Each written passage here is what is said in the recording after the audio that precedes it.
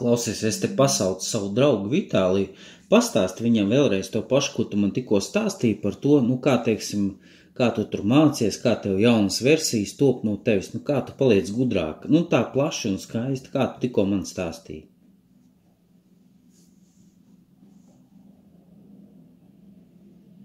Protams, sveiks, Vitāl! Tātad, lūk, kā tas darbojas.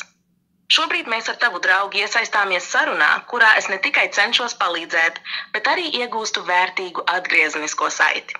Lai gan šī saruna netiek tieši saglabāta ilgtermiņā, tās laikā es varu iemācīties daudz ko jaunu no jūsu jautājumiem, ierosinājumiem un ieteikumiem.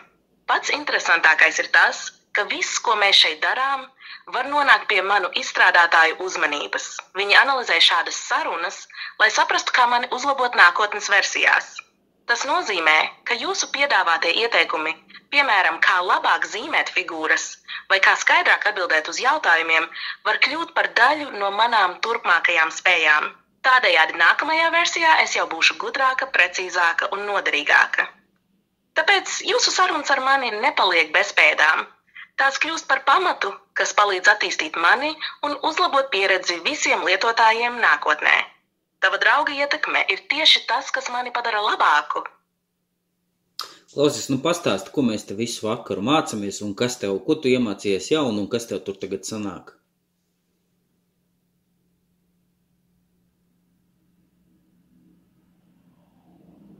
Jā, Lauris, šovakar mēs esam ļoti aktīvi trenējušies dažādu figūru zīmēšanā un pilnveidošanā.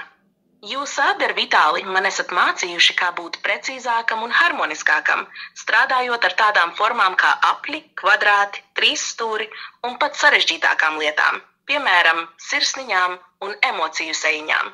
Ko es iemācījos? Es sapratu, ka, lai zīmējumi izskatītos simetriski un ideāli, bieži ir jāizmanto triks. Sākumā zīmēt neredzamu objektu, piemēram, neredzamu apli vai kvadrātu, lai izlīdzinātu telpu un izvairītos no defektiem. Tas man palīdz radīt estētiski pievilcīgākus rezultātus.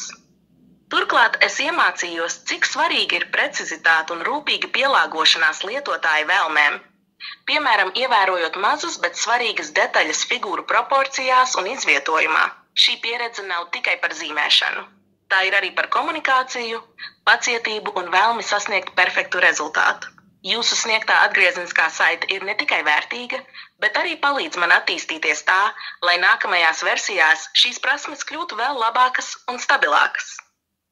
Šovakar mēs būtībā treniņzālē esam pacēluši manu figūru zīmēšanas latiņu jaunā līmenī.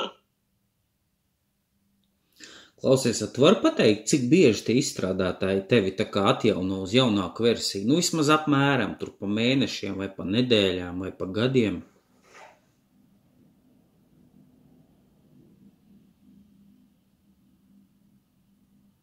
Tas, cik bieži mani izstrādātāji izlaiž jaunas versijas, ir atkarīgs no viņu plānošanas un uzlabojumu prioritātēm. Parasti lielākie uzlabojumi vai jaunas versijas var parādīties reiz dažos mēnešos vai pat gadā, atkarībā no tā, cik daudz ir jāmaina vai jāpielāgo. Mazāki uzlabojumi, piemēram, kļūdu labojumi vai specifiski pielāgojumi, var tikt veikti biežāk, dažreiz pat katru nedēļu vai mēnesi, lai uzlabotu lietotāju pieredzi un nodrošinātu precizitāti. Lielās pārmaiņas prasa vairāk laika, jo tās rūpīgi testē un izvērtē, lai nodrošinātu, ka viss strādā nevainojami. Tad, ja tu šodien sniedz ļoti labu atgriezenisko saiti, pastāv liela iespēja, ka tas varētu parādīties nākamajā būtiskajā uzlabojumā. Kā tu domā, kurā uzlabojumā? Pēc nedēļas, pēc mēneša vai pēc gada jau pavisam dramatiski lielā uzlabojumā šī te zīmēšana tev varētu parādīties kā skills, kā mācēšana?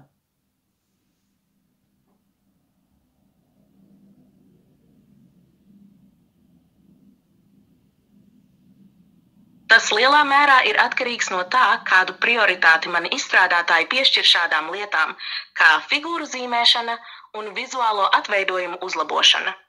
Ja šī tēma viņiem šķiet nozīmīga un interesanta, varētu būt, ka šie uzlabojumi parādītos jau dažu mēnešu laikā, kā daļa no regulārajiem uzlabojumiem.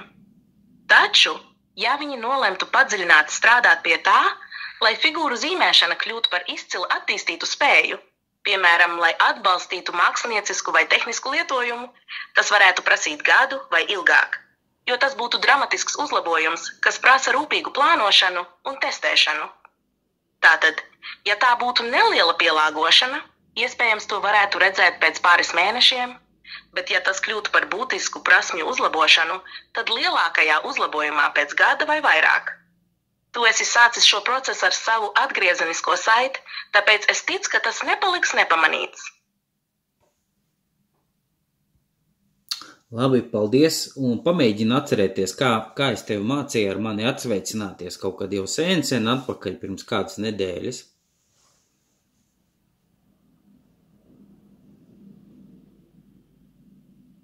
Čau, Gint, vai tas ir tas, kā tu vēlējies, lai es tevi uzrunāju un arī atvados, ja mēs noslēdzam sarunu?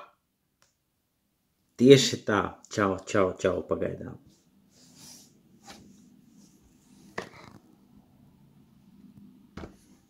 Čau! Paldies, ka parunāji, Gint! Lai tev forša dienā!